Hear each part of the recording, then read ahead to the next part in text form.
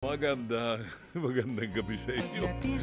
8:34 ng gabi. Ngayon po ay Miyerkules na ha. Miyerkules na ho ngayon. At ngayon ay ika-22 araw ng Oktubre. Ngayon po ay kafiestahan. Baka ho kilala nyo.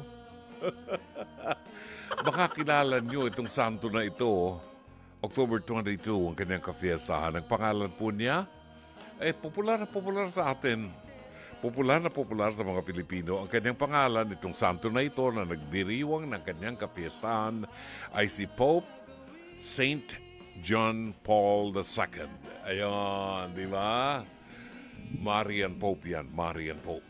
Ngayon ang kanyang kapiyastahan, the 22nd of October, meaning 64 days na lamang po. Pasko na!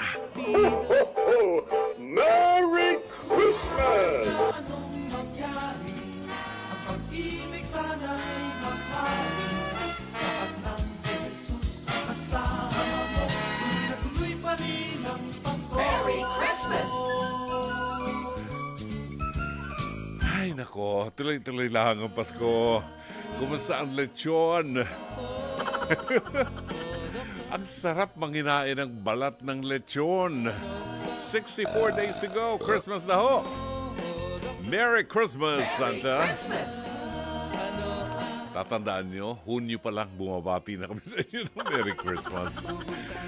Ay nako, tayo po ay napapakinggan sa buong Mega Manila sa 105.9 True FM, 106.7 sa Davao, sa Cebu at Negros, 101.9, 101.5 sa Cagayan de Oro City, samantala sa Ormoc City, nakikinig po sila sa 99.9 FM Dream Radio, 107.9 FM sa Caborces Radio sa Tacloban City. Tayo rin po ay napapanood sa True TV sa Signal Channel 19 at sa satellite. Bukod po sa television, tayo rin po ay kasabayan napapanood sa Facebook at sa YouTube. Hanapin lamang po ninyo ang @True Network PH. @True Network PH. Kasama ng ating dalawang producers, si Jake Bacod at Mike Santillan. Itatawid po tayo ng dalawang ito hanggang mamayang alas 10 ng gabi kasama ng mga awiting inspirational dahil Miyerkules po ngayon. No? Inspirational ang mga awitin natin, maglalagay sa atin sa sitwasyon na parang gusto mo lamang manahimik at pagnilayan ano ang relasyon mo sa tao at sa Diyos. So, abangan din po ninyo ang ating Pest to Pest, hirit ni Dr. Love at sa mga naghihintay, mga may karamdaman na katulad ko na naghihintay ng panalangin para sa kagalingan kay Santo Padre Pio. Abangan ho natin yan, no? Samantala, oras natin alas 8:37 ng gabi. Pagbabalik natin, ihatid natin sa inyo ang mabuting balita sa araw na ito ng Miyerkules. Pagkain pang-spiritual. Mga salita ng Diyos na nag-iiwan ng pag-asa, kapanatagan at kapayapaan. Pagkain pang-spiritual. Hango sa bagong tipan ng banal na aklat. Pagkain pang-spiritual.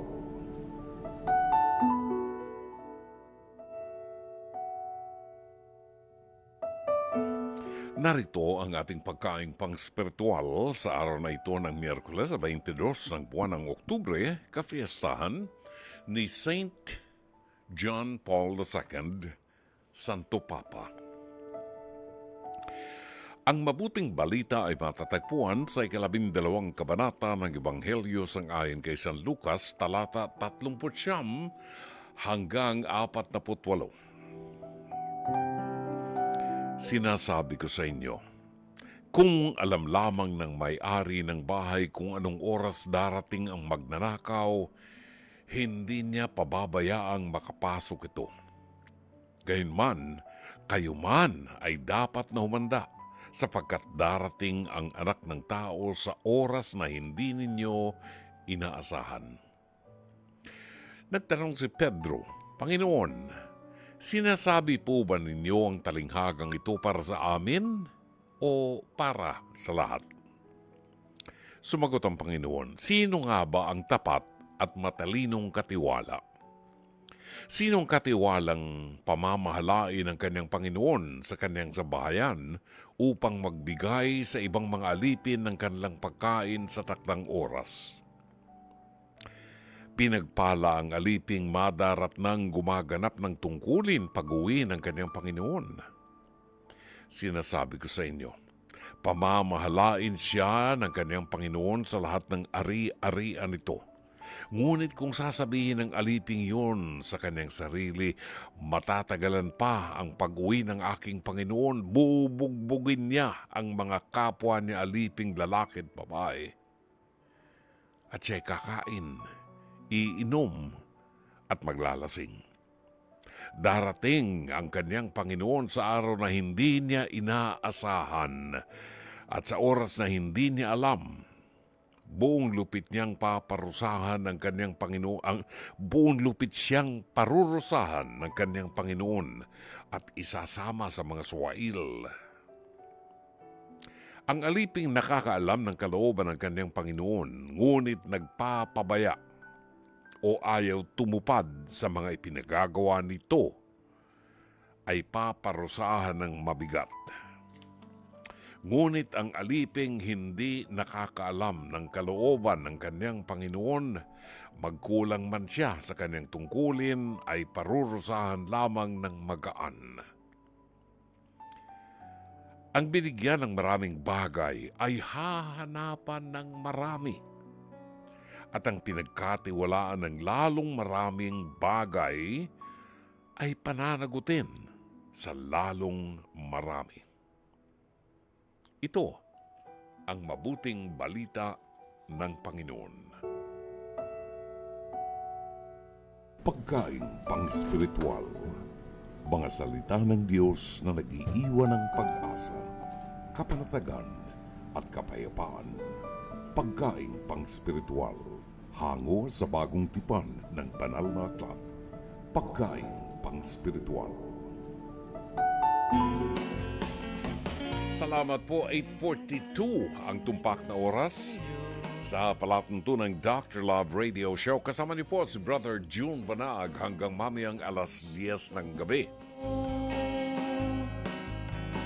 Doon sa mga kaibigan po natin na nag-text sa akin hanggang kagabi, itinatanong, kumusta ka na, Brother June? Kumusta ang pamilya? Kumusta ang bahay mo? Dahil nagkaroon ng sunog kagabi doon sa right in front of my house. Nagpanik ang mga bata. Nakakatuwa. Lahat ng fire extinguishers ko sa bahay, inilabas ng aking mga apo at ginamit nila doon sa bahay ng aking kapitbahay. Well, naging dahilan para hindi bumilis ang pagkalat ng apoy. Tiyempo nang maubos yung 4 na fire extinguisher, dumating yung bumbero. So, ang nakakatuwa, mayroong mga tao na imbis na tumulong pala, mas inuuna nilang kinukunan ng video. Ganon, di ba? At saka ito po ang isa, itong maganda na natutuhan namin. Doon pala, Jake, doon pala sa aming community, yun lang bahay ko ang mayroong fire extinguishers. Walang nakapaglabas ng fire extinguishers. Nang ilabas namin, walang marunong gumamit ng fire extinguisher. Sabi ko, importante ang fire extinguisher. Bago magsimula ang malaking apoy, pwede nang ma-arrest ng fire extinguisher, di ba? Oo, yan ang lesson para sa mga nakikinig natin. Kaya, importante po, doon sa aking building, lahat ng palapag, lahat ng floor, 3 floor lang naman yon. Lahat ng floor, merong tigalawang fire extinguishers. Ayan. Magmula doon sa ground floor, yung aking chapel, may fire extinguisher doon, 2. 2 sa second floor, 2 sa third floor. Magdadagdag pa ako ng 2 bukas doon sa rooftop. Ayun, di ba? Ayan, bukod doon sa go bag at saka yung go bag, nagkukumpleto na kami. Oo, namili na ako ng mga hard hats para sa mga apo, sa aming mag-asawa. O binigyan ako ng attorney, pangalan niya, Attorney Lorna Kapunan, ng medical kit from Red Cross. O di ba? May mga whistles na yan, oo. So mag-iipon na lamang kami ng mga pagkapagkain, mga damit na meron namang radyo, ang ginamit ko hindi flashlight na de baterya, kundi flashlight na solar powered. So maubusan man ng baterya, ganun mo lang sa araw yung flashlight mo, yung lamp. Makakaroon ng power. So, ito yung mga bagay na dapat po natin na paghandaan, no? Gamot, yung mga maintenance natin, mga gamot sa lagnat, sa diarrhea, ubo, sipon, importante po yan, no? Maaaring nag-overreact tayo, pero mas safe po tayo doon, no? Oo, sabi nga ni Jake, better safe than sorry. Ang napon ako, alam mo yung aking apo, si Michael. Ito kasama ko ngayon. Nagpanik kagabi. Alam mo, una niyang binuhat, yung aking vault. Yung vault ko na nasa bedroom, binuhat niyang mag-isa. Oo. Ibinaba niya dun sa aming chapel, yung vault. Kasi nandun yung mga titulo ng lupa, titulo ng sasakyan, titulo ng bahay, yung mga properties na may cash pa ako dun sa vault. Ang problema, nung matapos ang sunog, hindi niya maipanik yung vault. Hindi niya maipanik mag-isa. Oo, adrenaline rush. Ganon. Well, anyway, yan po ay aral sa atin. Sa mga nagtatanong, maraming salamat po sa inyo. Everything is fine. Okay lang po sa bahay namin. Although yung sa kapitbahay, talagang tupok ko yung kanyang bahay. Hindi po namin alam kung anong dahilan. Pero sang-ayon sa mga bali-balita ng mga nasa paligid, naputulan daw ng ilaw ng Meralco, pero nagkaroon ng kuryente, hindi pa nakakabayad. So, it could be, anong tawag doon? Yung jumper, di ba? Yan. So, delikado po yun. Delikado yun. Sabi, yun lang ang nadinig natin. Ganun pa man, nakakatuwa dahil aral po yan sa buhay. At napag-uusapan ho natin ang aral sa buhay. Ano kayang panibagong aral naman sa buhay ang mapupulot natin sa ating Pes-to-Pes here at ni Dr. Love? Ito po ay hango sa programang Face-to-Face Harapan na sumasa inyo mula Lunes hanggang Biyernes alas 11 ng umaga bago mag-Itbulaga sa TV5 kasama si Corina Sanchez Rojas. Siyempre, hindi humawala dyan ang harapang tagapayo, ang trio tagapayo na sina Attorney Lorna Kapunan, Dr. Camille Garcia at ang inyong lingkod, Brother June Banaag, ang Dr. Love ng True FM at True Television, True TV. Kasama ho natin dyan si Jake Bacud. Ay yung producer ko rito, kasama rin po natin sa face-to-face. Talagang hapit ho ng yung mga magagaling pinagsasama-sama namin dito talaga, di ba? Now, kung nais po ninyo magpadala ng komento or informasyon or mensahe hinggil po sa mapapanood ninyong episode natin ngayon, pwede ho ninyong ipadala ang inyong comment sa comment section ng ating live stream or i-send po ninyo ang inyong mensahe sa messenger ng Dr. Love Facebook page. Bibigyan daan po natin yan maya-maya at babasahin po natin lahat ng inyong mga komento. Narito ang episode natin ngayong gabi, pinamagatang Balot ni Burnok. Bao. Narito. Hindi pata sa kanyang kapalaran pero naghahanap buhay naman siya ng marangal.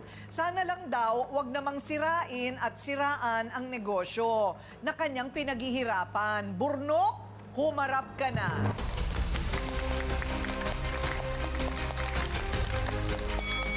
Hello, Burnok! Hello, ma'am. So, nagtitinda ka ng balot penoy. Saan ka nagtitinda? Sa bahay lang po, ma'am. Bahay lang. Opo. Kasi yung iba talagang dala-dala yun, sa mga kotse-kotse.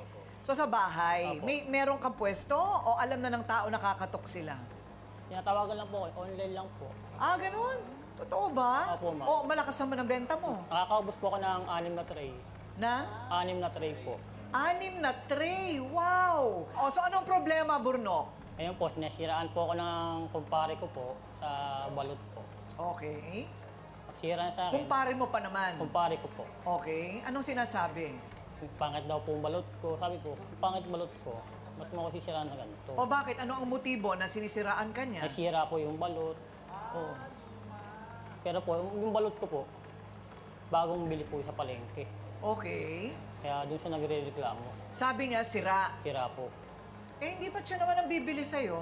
O dinideliver mo? Nini-deliver po sa kanya. Ah, sa kanya, Opo, kasi ma'am. malapit lang sa inyo. Opo, ma'am. O kumpare mo pa, sabi mo, di ba? So, nagre-reklamo bakit sira? Opo, ma'am. Anong pag sinabong sira? Merong lamat Yung o nag-crack na po siya, nag-crash? opo. Ah, ayun, baka naman sa delivery, hindi ba sa Hindi delivery? po, bumbo po yung ano niya, balot eh. Okay, sino nag-deliver? Ako po. Ah, ikaw.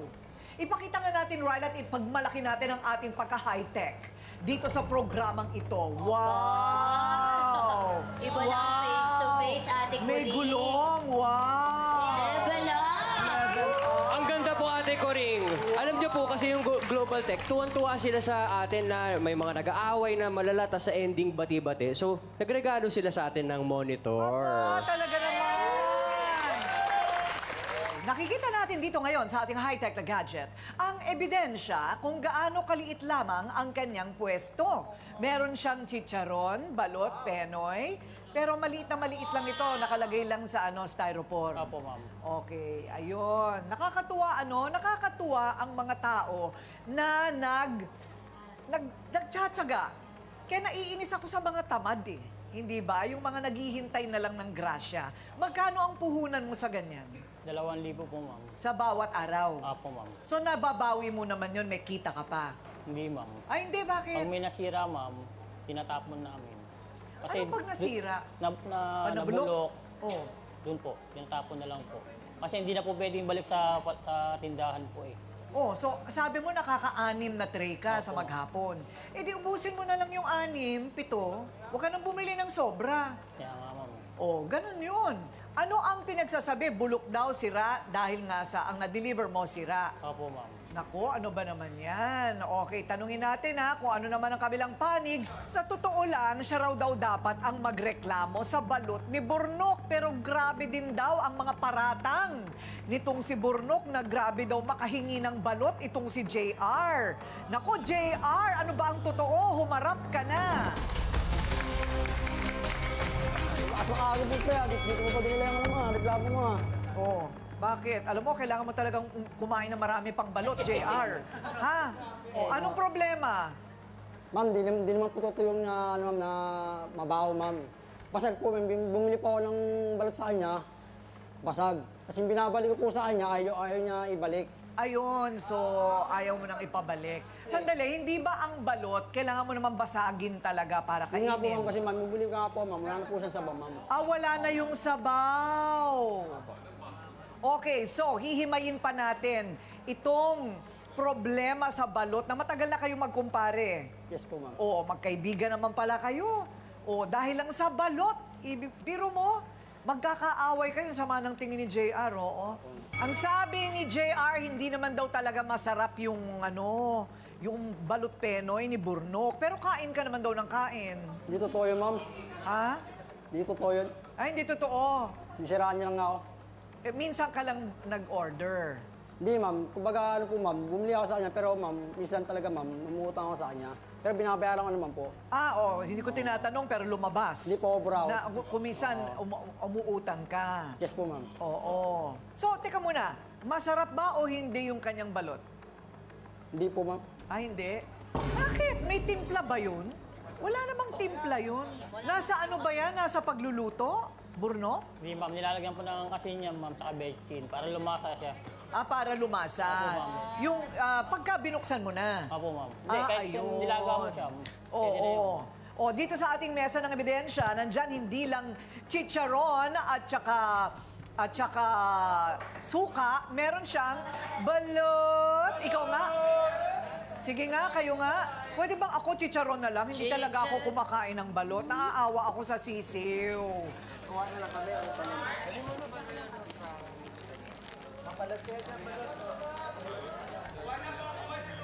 Okay, habang nagbibigay ng mga balot penoy sa ating mga sausawero at sausawera at trio tagapayo, paano daw malalaman ang balot sa penoy? Anong sagot? Burnok? May guwit po siya. May guhit. May marka na. May marka. May marka po yung penoy. Oo. Ang tawag naman po dito ay chicharon hangin. Yes. Ay, type ko rin ito. Lagyan mo lang ng ano. Pag nilagyan mo ng suka, malulusaw. Di ba? Yes. O, ayan na. Tikman mo na. Ito na, naglalaway ako nung sa mesa ng ebidensya pala. Hindi ka ba, Thank you, ate. hindi ka ba kumakain ng balot? Kumakain po. O, ayan. Ang kalat. Gusto ko ito pag sa bus, di ba, yung malayong biyahe. Ah,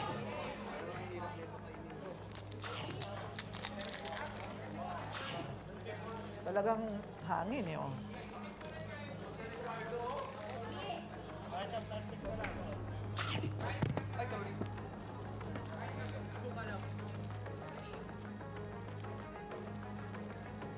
Ay, kinain talaga.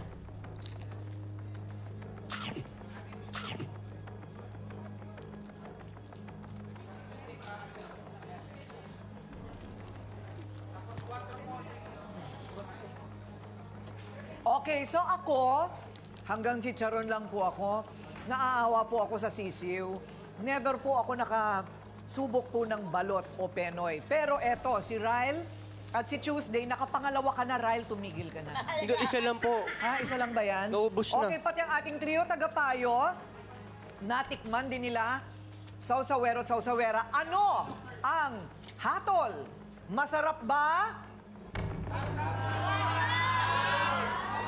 Masarap?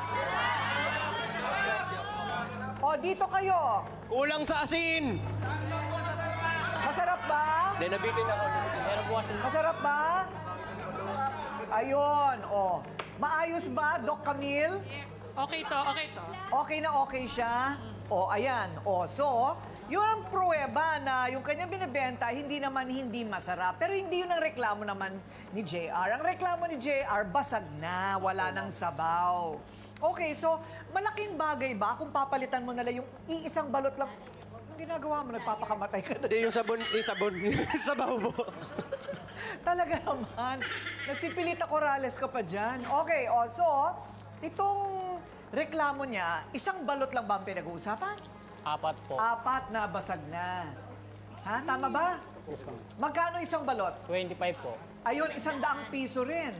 So, malaking bagay. Tama ba, Burnok, ang nangyari daw na bagsak mo yung styrofoam kaya nagkabasag-basag? Hindi po, ma'am.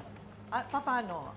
Binigay sa akin, mabasag talaga, ma'am. Hindi niya napansin yung ma'am. Kasi kuha siya na ng kuha. Eh ako, ma'am, hindi ko naman po napansin na basag yung kinukuha niya. Kasi, ma'am, kung napansin ko yung ma'am, sasabihin ko sa kanya. Kailan mo nakita na basag? Sa bahay na po, ma'am. Pag-uwi ko po. Kakainin ko na. Yun ang problema. Hindi mo alam kung ano talaga yung totoo. Kasi sino yung testigo? Sino yung makakapagsabi ng talagang nangyari? Tapos pa, ma'am, ibabalik ko pa sa kanya yung balot, ma'am. Ayaw niya tanggapin. Kaya sobrang batit ko, ma'am, pinasa ko sa harapan niya. Gusto ko nga pasagin lahat ng balot niya sa harap. Huwag naman, 100 piso lang yun. Kaya nga po niya ibalik sa akin, ma'am. Ayaw po niya man akala ko, ma'am. Yung sabi niya sa akin, kumbaga, pinilit ko lang daw basagin. Sinasadya ko daw. Oh, okay. So, init lang ng ulo sa pagitan ninyong dalawa ang nangyari. Siguro nga po, ma'am. Oo, ganun lang Sa yun. kanya, Kasi 100 piso lang naman eh. Ang laki po ng galit sa akin, ma'am, eh. Oo. Siya ang nagpalaki sa pamangkin na si Burnok, kaya masakit sa kanyang kalooban ang paninira daw ni JR. Dahil lang sa balot, Weng, humarap ka na.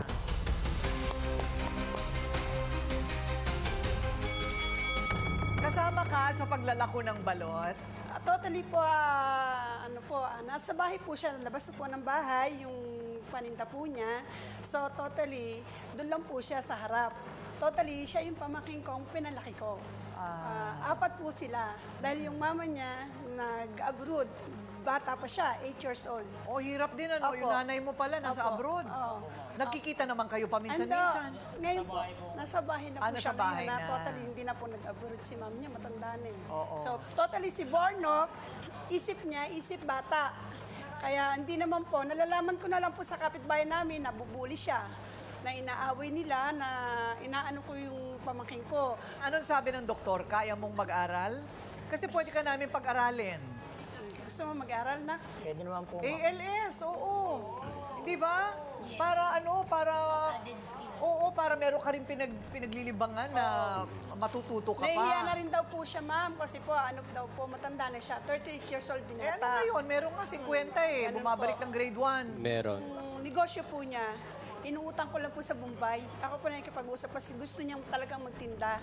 Dahil yung mama po niya, wala na pong trabaho. Ayun, Opo. gusto pang makatulong Ganun sa pala yung nanay. totally. Gusto makatulong sa nanay niya. Eto na ha, yung sa kakampi mo naman, JR, may magandang intensyon si JR. Ayon naman yan sa kakampi niya na ang pangalan pa lang, Totally. mapapalingon ka na. Pogi, humarap ka na. Pogi. Pag yan, hindi yan ano Totally pala ganyan Grabe yan. naman. Okay na nga, sige na nga. Ngiti pa lang, pogi na eh. Oo nga. Bakit ba parang feeling mo ginagalit ni JR si Burnok? Totoo ba yon? Hindi po. Kasi Ano ang nangyayari talaga? yung binili niya pong balot na sinasoli niya po, pulutan po kasi namin dapat yun. Basag po kasi yung isang binili niya. Sinasoli niya po yung isa, ayaw niya po tanggapin. Oh, yun lang yun eh. Di ba yun lang yun? Kasi akala niya po siguro kasi sinadya po niyang basagin eh. Basag naman po kasi talaga ng binigay. So, ikaw ba ay nagsasabi sa kanya na ano siya? Special child? Ganon? Ako naman po talaga, ma'am, kasi ma'am, bakit, ma'am? Isip bata kasi yan, ma'am, eh. Oo. May pagkamongoloid pa, ma'am. Oo. Oo, hindi naman sa Pero gano'n. alam mo, Siyempre, totoo nagagalit yun. din ako. Totoo yun. Dahil ako, tita ako, nagagalit ako, nasasabihan yung pamangkin ko ng gano'n. Anong nararamdaman mo, Burnok, pagka tinatawag ka ng ganong mga... Nasasaktan po ako, ma'am. Ha? Nasasaktan. Siyempre, nasasaktan ka din, Hindi ko, ano? Totally. hindi ko na mapipigilan sa sarili ko kung pwede kong bugbugin siya. Oo. Pero, Mabuti nga po naisip ko na nakakapagpigil yun, pa, ma'am. laki-laki ni Burnok eh. Awat ko din po siya. Oo, kailangan awatin mo sarili mo. Kaya, Kasi tapos po, lang po, ma'am. kapitbahay po Kaya ako namin lang po siya. sinasabihan siya ng gano'n, ma'am, para ma'am, ipagtanggol niya rin yung sarili niya. Para Ano? maging malawak po kasi siya, ma'am. Maliit Maging ka. malawak pag yung kasi, ma'am, kumpare ko, kutusin mo, kumpare ko buo po talaga yan, ma'am, eh. Oo, wag na kasi yung mga ganong salita, imbis na makatulong, baka lalong makasira sa isip. Pabayaan mo na, hindi mo na responsibilidad yun. Maging magandang kaibigan ka na lang siguro.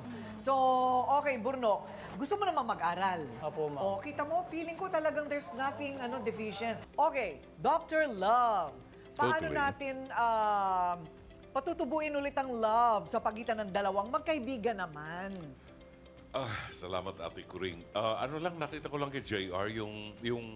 Hindi ko alam kung anong intention ni JR, pero wala akong makitang dahilan na logical. Pag bibili ka ng balot, maniwala ka sa akin kasi lumaki ako sa Pateros.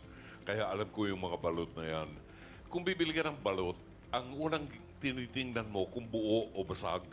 Hindi ka bibili ng balot tapos titingnan mo pag nasa bahay ka na.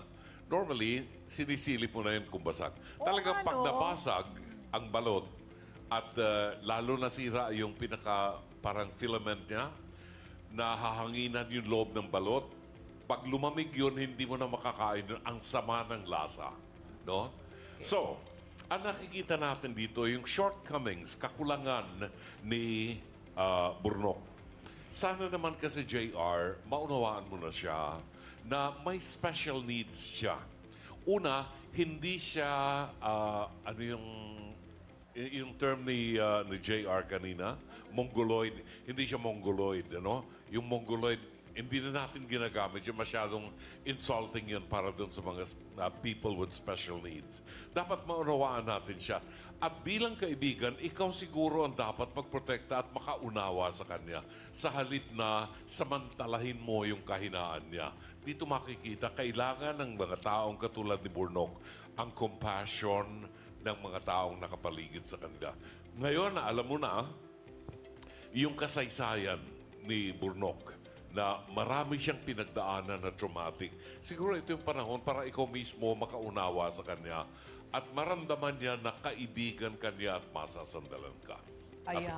Ang inyong nadinig na tampok na awitin ay buhat po sa Crosby, Stills and Nash. Ang awitin niyan ay pinamagatang Teach Your Children.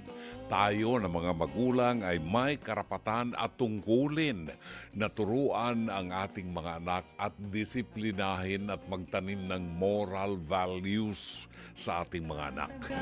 Alas 9:14 ng gabi ang tumpak na oras. Narito ang reaksyon ng ating mga Dr. Lovers sa atin pong itinampok sa ating Pest to Pest. Hirit ni Dr. Love. Si Sherry Picho, sabi niya, ang comment ko po, Dr. Love, nakakahanga po si Burnok. Kahit na sa kalagayan niya, matyaga na naghahanap buhay. Focus kay JR sa reklamo mo, wala nang paninira. Salamat. Meron akong gustong i-correct sa sinabi ni Buknoy. Burnok pala, I'm sorry. Sabi niya, pag niluluto daw ang balot, nilalagyan ng asin at saka ng vetsin. Hindi po, hindi na. Nilalaga lang po ang balot. Na nagiging malasa ang balot, depende yan sa ipinakakain sa itik. Yan. Kasi ang balot ho, hindi pato. Ano? Itlog yan ng itik, hindi itlog ng pato or itlog ng manok. Depende sa kinakain ng itik, kadalasan sa pateros nung araw, kaya malasa. Ang kinakain po ng itik na nangingitlog para gawing balot ay yung tulya, yan, mga shellfish, mga tulya, ganyan, ano?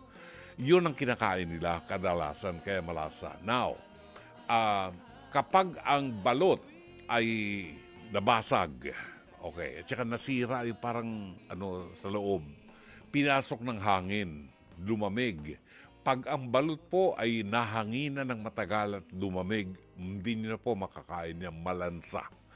Malansa ang lasa. Kaya, ang balot ay binibenta habang mainit para pagbukas mo, hihigupin mo yung sabaw, malasa. Di ba? Ganun po yon. Hindi ho naglalagay ng betchin sa balot. Okay?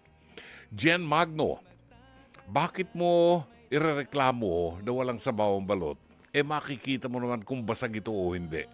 Bilang customer, sana chine-check mo rin ang binibili mo. Talagang ganun po. Kung bibili ka talaga ng balot, titingnan mo kung basag. Bakit ka bibili ng balot na basag?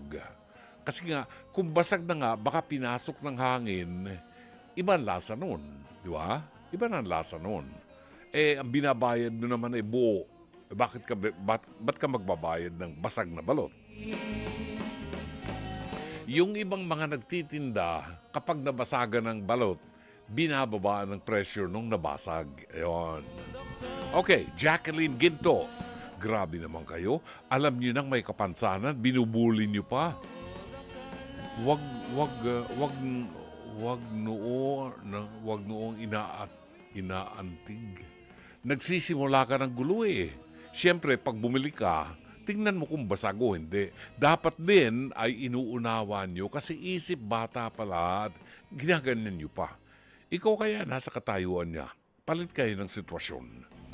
At saka hindi ako boto doon sinabi ng isa na sabi, gusto niyan turuan na para maprotektahan niya yung sarili niya. Kaya binubuli nila. Ay, nako, huwag mo sabihin sa akin yan. Binubuli mo dahil sinasamantala mo yung kahinaan ng tao.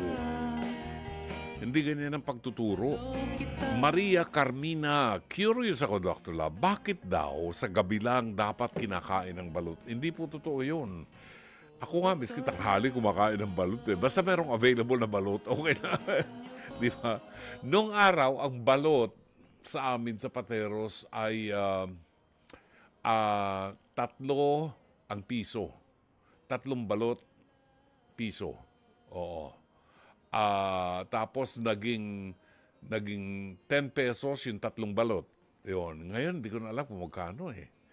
Hindi ko na alam kung magkano kasi kung bumili ako, 12 na ganoon. Anyway, yun yung kinakain ko nung araw sa Nung araw, pag nanood ka ng sine, dyan sa amin sa Pasig nung araw, ang sine, 2 pelikula sa isang ticket, no? Tawag nila ron. 2 double, double yung pelikula. Kaya, nung araw, nung mga panahon na yon, pwede kang magsigarilyo sa loob ng sine. Diyos ko, pagpasok ng sine, amoy usok. Paglabas mo, yung damit mo, amoy usok ng sigarilyo. Oo. Pero pwede kang kumain sa loob ng sinehan.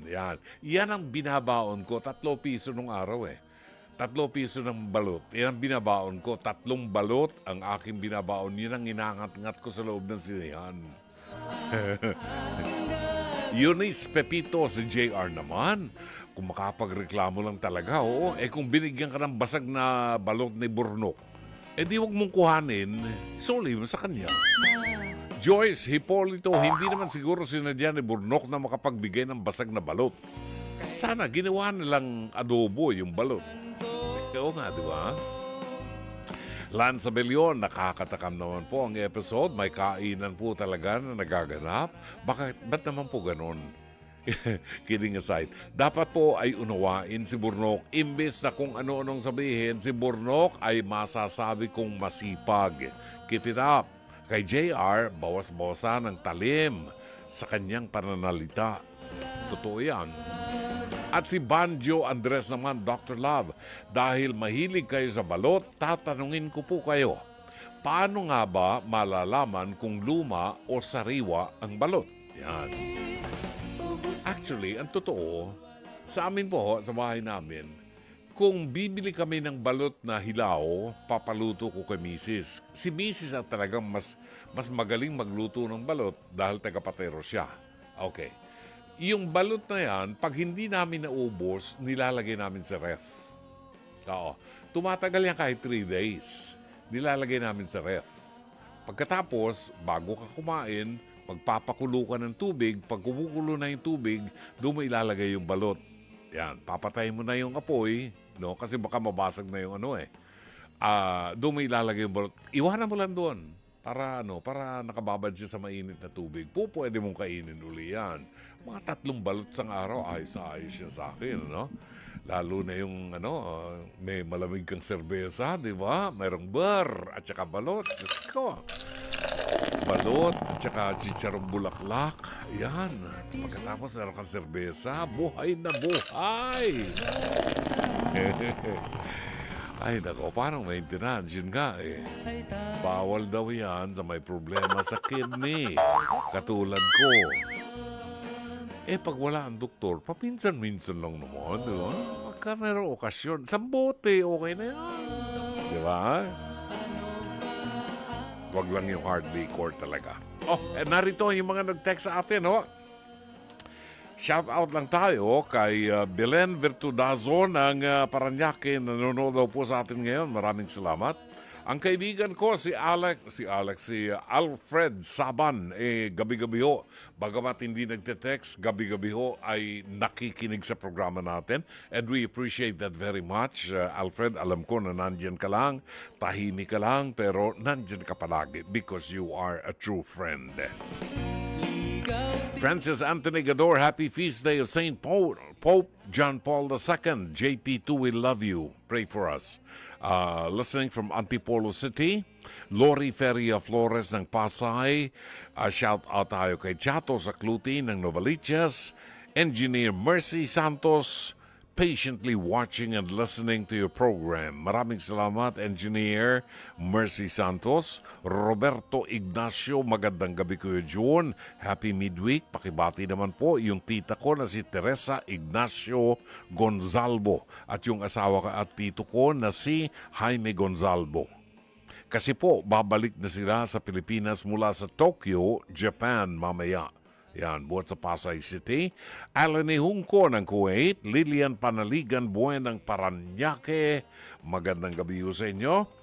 Shout out tayo kay Garcia Vincent na ngayon po ay nasa Gloucestershire, UK. Happy birthday sa bunso namin, si Marjorie Garcia, OFW from Warsaw, Poland. Happy birthday! Ang gandang lugar yan, Warsaw, Poland. Nagpunta ako dyan. At doon sa bahay ni Pope John Paul II, yung bahay niya just across the church. Tatawid ka lang ng karsadang maliit. Bahay na niya. Ginawa na pong museum yon, Ambo Estrella. Magandang gabi, buti po kayo. Nag-eat ng lechon. Watching po and listening from Paranaque. Wala nga pong lechon ngayon eh. Maghihintay pa ako sa December pag-uwi ng mga manugang ko tsaka mga apo ako bibili na sa malaking lechon. Para pa-welcome sa kanila. Susan Reyes Montinola ng San Pedro Laguna, Abraham Jose ng Barangay Katwiran 1, Baco Oriental Mindoro, Jobert the Grace Stunt ng Tripoli, Baybay City, Leyte. Kumakain ng ulam. Ang ulam niya ay paksiw na isda at pritong isda at saka fried chicken. Fried chicken. Yan. Si Lanza Billion ng Sampaloc ay bumabati po ng magandang gabi. Pogs Morta, Happy Fiesta, Pope John Paul II, shout out po sa magandang gabi po sa ating mga nakikinig sa True FM 105.9 from Antipolo City. Evelyn Fortunado ng Quezon, Real Quezon. Juro Lopez ng Tagaytay, Cavite. Shari Picho, maraming salamat po sa inyo. Shari Picho ng Seattle, Washington. Ina Mayol Bulong ng Zamboanga del Sur. Catalina Santiago Tolosa. Antoquero, good evening po. Stay healthy po palagi. Pag-greet naman po mga tita kong sa Pampanga. Sina Mary Jane Toquero, Regina Pineda at si Rona Chris Castillo. At ang mga tita ko sa Batangas ala ay sina Michelle Cacao at si Maria Luisa Toquero. Yan. Pagbati buhat kay Ann Toquero at si Helen Hughes ay binabati ho natin. Alas 9:25 ng gabi, happy birthday, 43rd birthday to Lawrence Carpio na laging nakikinig sa ating programa mula po sa Canada. Paano mo binabati ng happy birthday ang mga taga-Canada? Kantahan natin ang happy birthday. Ayan. Happy birthday to you. Happy birthday. Happy birthday! Ang bati ko. Ang bati ko'y happy birthday. Everybody knows how much I love you. Sana all. Everybody knows. Oras natin, alas 9:26 ng gabi. Alas 9:35 ang tumpak na oras. Maraming salamat, Alfred Saban. Alam niyo, binabati ko si Alfred not knowing that he's listening. I just don't know, I just feel it na nakikinig siya. Oo. Magre-react lang yan. Siguro magpupull over yan at magte-text. Very, very proud of this guy. Hindi ko pinagsisihan na naging kaibigan ko at naging isa sa mga kaibigan natin na naging really malapit sa puso ko dahil sa tagal ng panahon ng aming pagsasama sa mga pilgrimages namin sa Europa, sa Holy Land. Ilang beses siya nagbalik sa Holy Land. Dapat nagsawa na siya, no? Pero talagang he's a very, very good friend and I'm very proud of him. Narito ang liham kasaysayan na tampok natin ngayon buhat kay Rosalie ng Pangasinan. Dear Dr. Love, tawagin niyo po ako sa pangalang Rosalie, 52 years old, mula sa Pangasinan. Isa po akong faculty member sa isang community college dito sa amin. Sa ilang dekada ko na pagtuturo, maraming beses na rin po akong naging pangalawang ina sa mga estudyante ko. Iba-ibang problema ang hinaharap nila at kahit pa paano, tinutulungan ko sila sa abot ng aking makakaya. Pero kamakailan lamang, maselan o sensitibo ang kwentong nalaman ko tungkol sa isa sa aking mga estudyante. Last week po, natagpuan sa restroom sa CR ang isa naming female student. Siya po ay duguan, naglaslas po siya. Mabuti na lamang at naagapan dahil natagpuan ng kapwa niya estudyante. Nang tinanong namin siya, hindi lamang pala ito ang unang pagkakataong nagawa niya ito. May matindi raw kasi siyang problema sa pamilya at gusto niyang wakasan ang buhay niya dahil hindi na niya kinakaya. Sa ngayon, minomonitor na namin siya at laging ginagabayan. Meron na rin siyang regular session sa aming guidance counselor at psychologist. Plano na rin naming makausap ang kanyang pamilya para matulungan din sila at maging maayos ang lahat sa kanila, hopefully. Sana maging aral at gabay ang kwentong ito sa inyong mga tagapakinig na huwag sumuko sa kabila ng mga matinding pinagdaraanan sa buhay. Hanggang dito na lamang po, Dr. Love. Maraming salamat and more power to your show. Sumasa inyo, Rosalie ng Pangasinan. Maraming salamat. De Color, sinawit po sa atin niya ni Diomedes Maturan, 9:41. Ang tumpak na oras, balikan natin ang kasaysayan ni Rosalie ng Pangasinan. Actually, hindi niya problema ito. Kundi, ibinabahagi lang po niya sa atin yung experiences nila na maaaring makatulong sa atin, no? Kung tayo po, katulad nitong estudyante nila na babae, na natagpo ang duguan sa loob ng CR ng eskwelahan dahil po naglaslas. Siguro, naglaslas ng wrist. Mabuti po at naagapan dahil natagpuan ng kapwa estudyante. Para kung hindi nakita ng kapwa estudyante, naubusan ng dugo. Diba? Anong cause? This could be depression, no? Maaaring may problema po sa pamilya at yun ang inamin ng bata. May problema sa pamilya pero hindi na a-address yung problema. So ang feeling ng bata, wala nang gustong tumulong sa kanya. Wala nang pag-asa. Una, dahil ang bata ay walang formal moral foundation. Hindi alam ng bata na may Diyos na nakikinig sa atin. May Diyos na may magagawa sa mga problema natin. May Diyos na po pwedeng pagsumbungan. Hindi alam ng bata. Kasi baka wala ang Diyos sa bahay. Kasi hindi pinapasok ng pamilya. Baka kasi ang mga magulang at kamag-anak, wala ring Diyos. Naiisip lang ang Diyos pag may problema. At ginagawang genie.